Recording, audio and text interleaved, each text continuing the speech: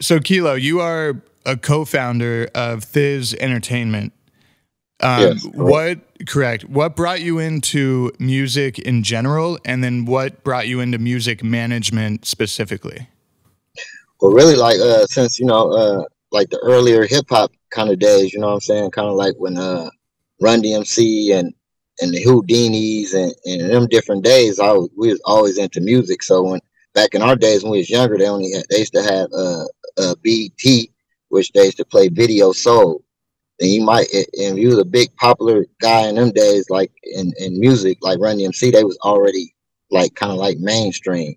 So they was like, you would see them everywhere. So I start, really, I didn't rap, but I had some partners that used to rap. And and my mother used to take me every uh week, which we had like it was a store called Rainbow Records. They just sell LPs and like albums. I think the LPs was like like $7.99, and then the album was like $15.99. So if I be hella good, my mama would get me the whole album.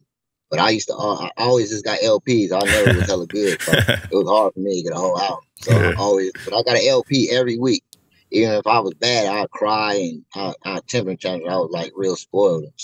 So at that time, so my partner, his name was DJ Rail, and my other partner name was Freaky D, and my other partner name was BDI. They used to rap, and we was called the Pen One Crew. Mm. It's spelled like PEN with the one. We had the number one. So at them times we doing our thing. Then we had to quit that group real quick because Public Enemy came out. So that was our motto. We was gonna be called Public Enemy number one. Oh, PN1, yeah. PN1, we Public Enemy number one. We little kids though. I had to be like about 11 or 12 at this time. Yeah, kind of like threw it away. So I was always into managing, you know what I'm saying? So as the story going, you know what I'm saying? Drake comes down because that was like maybe like 84, 85. So, me getting into managing around Drake time, that was like around like 89, 90. And I started off as a road manager, you know what I'm saying? It was just, I was in the streets and I was like, man, Cuddy, man, my mama tripping on me. She want me to get a job. I need a job, man. You need to give me something. So he gave me 5% as a road manager back when I was like 15, something like that. So that's cool. It kind of started off me as a gimmick of me saying, my mama tripping. I don't want to go to work. And you just give me 5%. I already got my own money. Just say you pay me. And that's how I really started then to us getting to really serious to me. Yeah. Really taking it serious. What was there something about it that you really enjoyed that you realized you wanted to keep going with management? Yeah, because like it's just I was into music, and then the blessing was to have one of your best friends to be not at that time, but Mac turned to Mac Dre. You know what I'm saying? So yeah, just to hear him rap like the dudes on TV and do the things that we were saying, because in them days you only would see music on TV. Like you didn't get, if you didn't have a record deal, you were not doing, how they do these days, videos. You can do it right from home. If you not back in the day, you had to have a record deal, or you wasn't gonna be nowhere. And they didn't have the YouTubes and none of these, internet outlets that the kids got these days. So back in our days, it was just you see it. Anybody that was on TV was famous. I don't care who it is. Yeah, so you actually had some experience on the road and kind of working in that capacity even before meeting, who would become your best friend and your essentially the biggest artist. I would imagine that you've managed, Mac Dre. Not really, because it was just us being in the neighborhood in the Crest. We didn't leave the Crest, but I was, I should take what I see on TV. And I'm seeing these videos. They had, I think it was Uptown. They came with Heavy D and the Boys. Andre Harrell did an album, and he had a song called Uptown Kicking, and he had all his rappers around. So I was just more like an Andre Harrell type. I was never had the talent to rap, because I'm like, my beat, I'm all like off 2 seconds on beat. So I never can get on beat. I'm like off 2 seconds. I don't know what's the problem.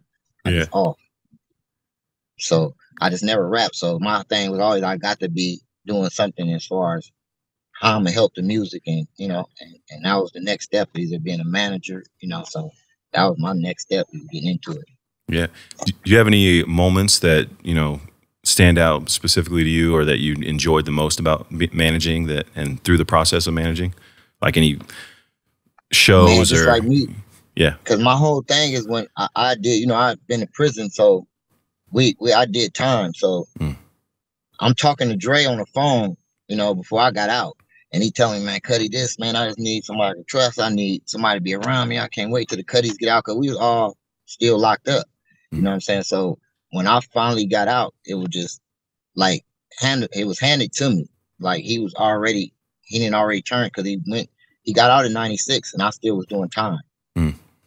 He went back on a violation in 98.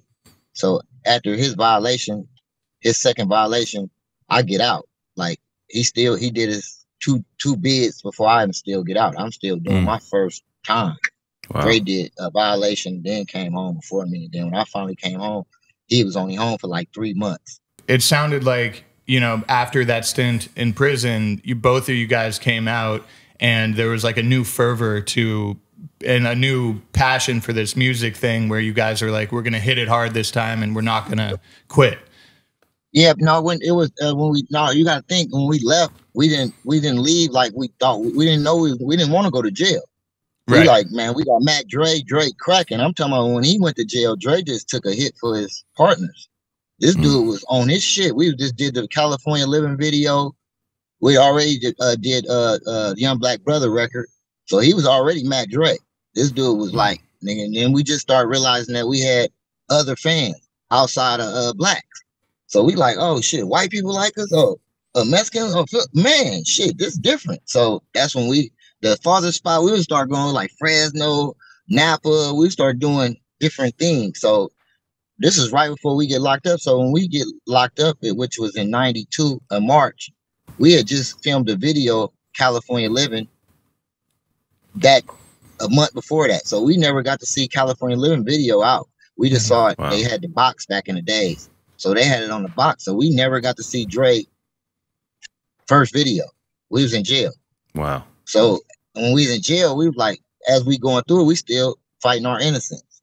You know, naive kids like, man, we ain't did this. So we went to trial. You know, we lost that trial.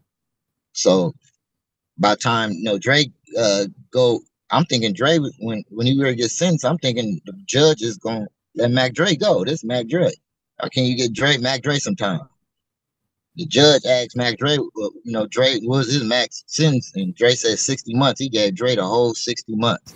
Wow. So we was like, whoa, this dude ain't never did rob no banks. He ain't never did nothing.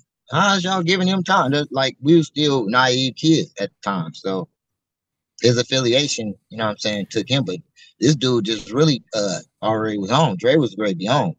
We just went to jail. He just went down with his crew, but he was great. We were just learning about, they just signed, Jive was just signing everybody. They signed Too Short, then MC Pooh, and then Priority had just signed our partners with Profile record.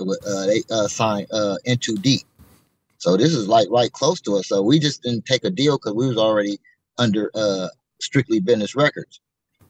Kyrie, Renal, and a dude named Rick Nelson. And before that was a dude named Drip. So it was like D-Boys. And Kyrie was just a music magician, you feel me?